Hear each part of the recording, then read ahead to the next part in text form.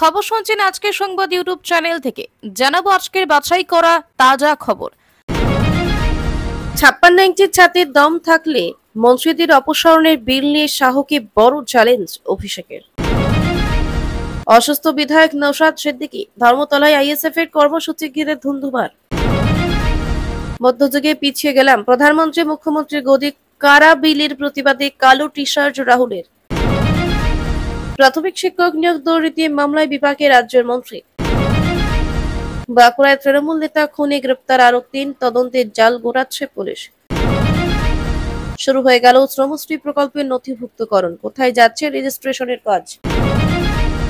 বিস্তারিত খবরে যাওয়ার আগে আপনার কাছে একটাই অনুরোধ, চ্যানেলে যদি নতুন হয়ে থাকেন তাহলে চ্যানেলটি সাবস্ক্রাইব করে রাখুন, কারণ প্রতিদিনের বাছাই করা তাজা খবর আপনার কাছে পৌঁছে যাবে।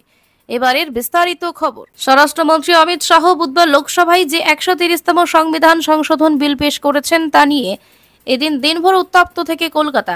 দিনের শেষে বিকেলে সাংবাদিক বৈঠক থেকে এই প্রসঙ্গে শাহকে উদ্দেশ্য করে বড় চ্যালেঞ্জ ছুড়ে দিলেন তৃণমূলের সর্বভারতীয় সাধারণ সম্পাদক অভিষেক বন্দ্যোপাধ্যায়। শাহের উদ্দেশ্যে অভিষেকের সরাসরি চ্যালেঞ্জ, 30 দিন নয় 15 দিন সময় নিন।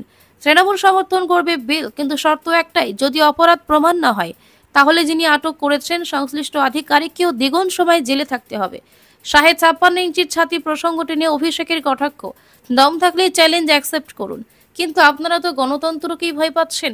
বিরোধীদের কণ্ঠরোধ করতেই এই বিলের মূল প্রস্তাব, কোনো কেন্দ্রীয় মন্ত্রী বা মুখ্যমন্ত্রীকে যদি 1 মাসের বেশি আটক রাখা হয় তাহলে তাকে পদত্যাগ করতে হবে। এই নিয়ে তীব্র বিতর্ক। কংগ্রেস সহ বিরোধীরা স্পষ্ট বলেছে এই বিল আসলে মুখ্যমন্ত্রীদের গদিচ্যুত করার হাতিয়ার। লোকসভায় বিলের কপি ছিঁড়ে শাহের দিকে ছুড়ে দেন বিরোধীরা। রাজনৈতিক প্রতিহিংসার অভিযোগ ঘিরে উঠছে প্রবল প্রশ্ন। সেই সংঘর্ষের আজ গড়িয়ে এলো সাংবাদিক বৈঠকে। এদিন অভিষেকের বক্তব্যেও বারবার উঠে এসেছে রাজনৈতিক প্রতিহিংসার ইঙ্গিত। অভিষেকের কটাক্ষ, 303 থেকে 240-এ নেমে এসেছে বিজেপি। ক্ষমতা হারানোর ভয়ে আজ এমন বিল আনা হচ্ছে। জনগণের সমস্যা নিয়ে এদের কোনো মাথা ব্যথা নেই। জিনিসপত্রের দাম আগুন, কৃষক পাচ্ছেন না ফসলের দাম, সীমান্ত সুরক্ষা, বেকারত্ব, কোথাও সরকার কার্যকর নয়। অভিষেকের বক্তব্য, এই বিলের আসল উদ্দেশ্য দুর্নীতি মামলায় ফাঁসিয়ে বিরোধী দলের মুখ্যমন্ত্রীদের গদিচ্যুত করা। এই প্রসঙ্গে কেজরিওয়াল, মনীষ সিসোদিয়া থেকে সুদীপ বন্দ্যোপাধ্যায়দের মিথ্যে মামলায় জেলে আটকে রাখা নিজেরও নজিরও টেনে আনেন তৃণমূলের সর্বভারতীয় সাধারণ সম্পাদক। সংশোধিত ওয়াকফ আইন, এসআইআর ইস্যুতে হয়রানির অভিযোগে ধর্মতলায় আইএসএফ এর কর্মসূচিতে ধুন্ধুমার পরিস্থিতি। ধস্তাধস্তি, পুলিশের ধরপাকড়। ধর্মতলা থেকে আটক করে জোড়াসাঁকো থানায় নিয়ে যাওয়া হলে অসুস্থ হয়ে পড়েন ভাঙড়ের আইএসএফ বিধায়ক নওশাদ সিদ্দিকী। সেখান থেকে পুলিশ তাকে চিকিৎসার জন্য কলকাতা মেডিকেল কলেজ ও হাসপাতালে নিয়ে যায়। এদিকে বিক্ষোভকারী বহু আইএসএফ কর্মীর সমর্থককে আটক করে বিভিন্ন থানায় নিয়ে যাওয়া হয়েছে। কর্মসূচি ঘিরে মেট্রো চ্যানেলে পুলিশ ও আইএসএফ কর্মী সমর্থকদের ধস্তাধস্তি হয়। একাধিক আইএসএফ কর্মী সমর্থককে আটক করা হয় ভাঙড়ের আইএসএফ বিধায়ক নওশাদ সিদ্দিকীকেও। তাদের আটক করে বিভিন্ন থানায় নিয়ে যাওয়া হয়। নওশাদ সিদ্দিকীকে নিয়ে যাওয়া হয়েছিল কলকাতা পুলিশের জোড়াসাঁকো থানায়।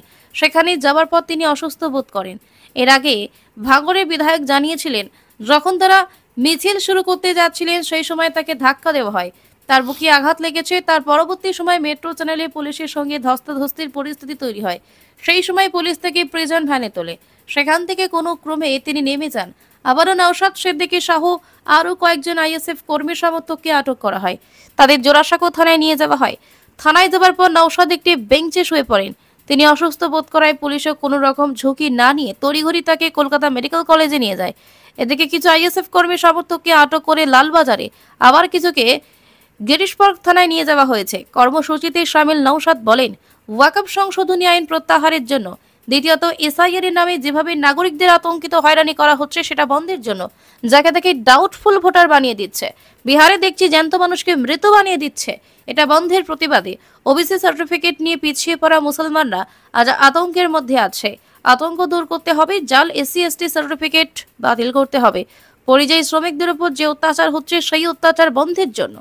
আমি পুলিশের কর্তাকে বললাম, আপনি অনৈতিক কাজ করছেন।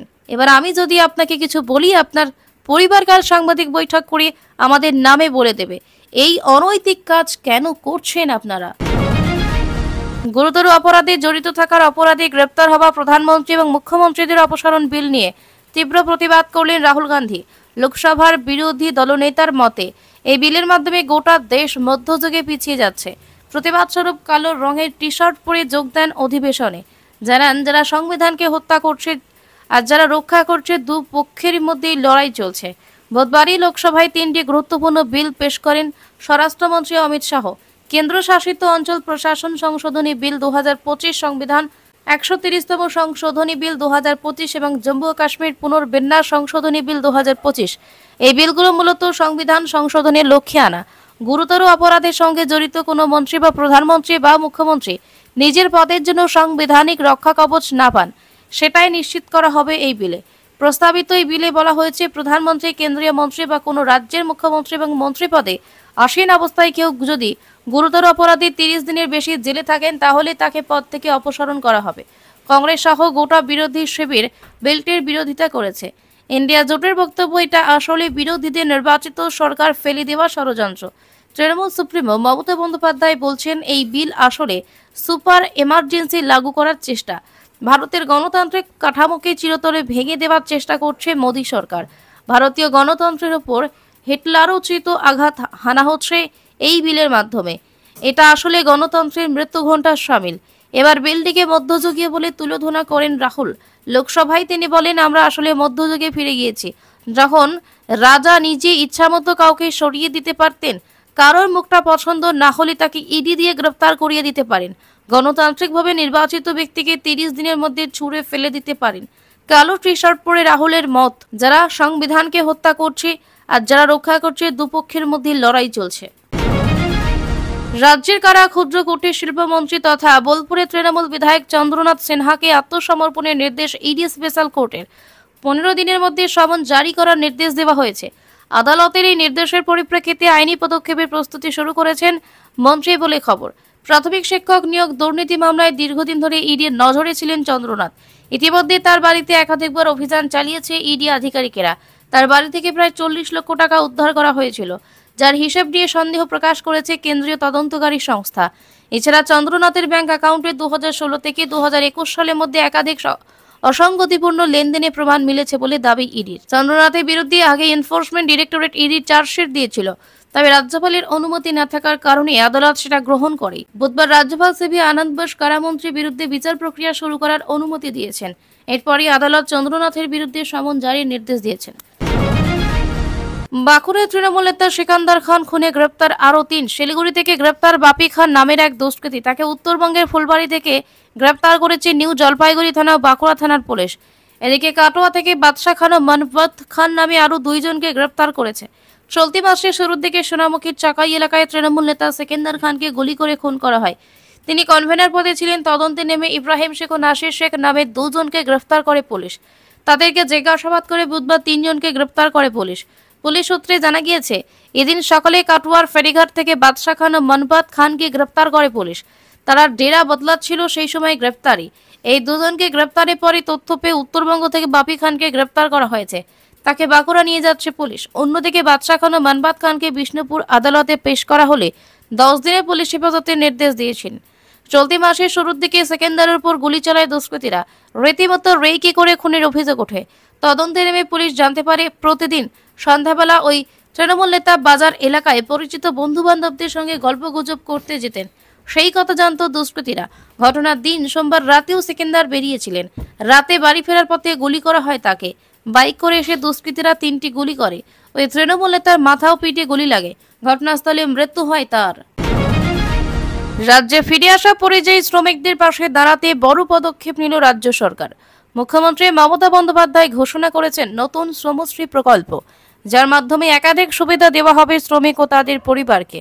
ইতিমধ্যেই জেলা প্রশাসন থেকে শুরু করে শ্রম দপ্তর পর্যন্ত তৈরি করছে এই প্রকল্পের রূপরেখা। দেশের বিভিন্ন রাজ্য থেকে বাংলায় ফেরা শ্রমিকদের নাম নথিবদ্ধ করার কাজ চলছে। আমাদের পাড়া আমাদের সমাধান কর্মসূচির মাধ্যমে শ্রম দপ্তর পরিযায়ী শ্রমিক কল্যাণ পর্ষদ যৌথভাবে এই প্রকল্পের খসড়া তৈরি করছে। সমস্ত জেলা শাসককে নির্দেশ দেওয়া হয়েছে শ্রমিক পরিবারের বিস্তারিত তথ্য শ্রম দপ্তরে পাঠানোর জন্য। পাশাপাশি স্বাস্থ্যসাথী, খাদ্যসাথী সহ অন্যান্য প্রকল্পের সুবিধা তাদের কাছে পৌঁছে দেওয়ার উদ্যোগ নেওয়া হয়েছে। মুখ্যমন্ত্রীর ঘোষণা অনুযায়ী বাংলায় ফেরা প্রত্যেক পরিযায়ী শ্রমিক 1 বছর ধরে প্রতি মাসে 5,000 টাকা পাবেন। পাশাপাশি তাদের উৎকর্ষ বাংলা প্রকল্পের আওতায় বিভিন্ন ধরনের প্রশিক্ষণ দেওয়া হবে। এছাড়া কর্মশ্রী প্রকল্পের মাধ্যমে 100 দিনের কাজের জব কার্ড দেওয়া হবে তাদের। তাছাড়া খাদ্যসাথী কার্ডের মাধ্যমে বিনামূল্যে রেশন এবং স্বাস্থ্যসাথী প্রকল্পের আওতায় চিকিৎসার সুবিধা মিলবে রাজ্যে ফিরে আসা পরিযায়ী শ্রমিকদের। যাদের রাজ্যে ফেরার পর এখনও স্থায়ী বাড়ি নেই তাদের জন্য কমিউনিটি সেন্টারে থাকা খাওয়ার ব্যবস্থা করা হচ্ছে। তপশিলি জাতি উপজাতি উন্নয়ন নিগম, সংখ্যালঘু উন্নয়ন নিগম ও ওবিসি উন্নয়ন নিগম সহায়তার জন্য ঋণের ব্যবস্থা হবে যাতে তারা নতুন কর্মসংস্থানের সুযোগ পায়। প্রকল্পের আওতায় প্রত্যেককে সচিত্র পরিচয়পত্র দেওয়ারও প্রস্তুতি চলছে। রাজ্যে ফিরে আসা হাজার হাজার পরিযায়ী শ্রমিকের ভবিষ্যৎ সুরক্ষিত রাখতে একাধিক পদক্ষেপ নিয়েছে রাজ্য সরকার। মুখ্যমন্ত্রী মমতা বন্দ্যোপাধ্যায়ের ঘোষণায় আশ্বস্ত শ্রমিক পরিবারগুলি। তাদের মতে এই উদ্যোগ জীবিকা ও সামাজিক নিরাপত্তা নিশ্চিত করতে বড় ভূমিকা নেবে।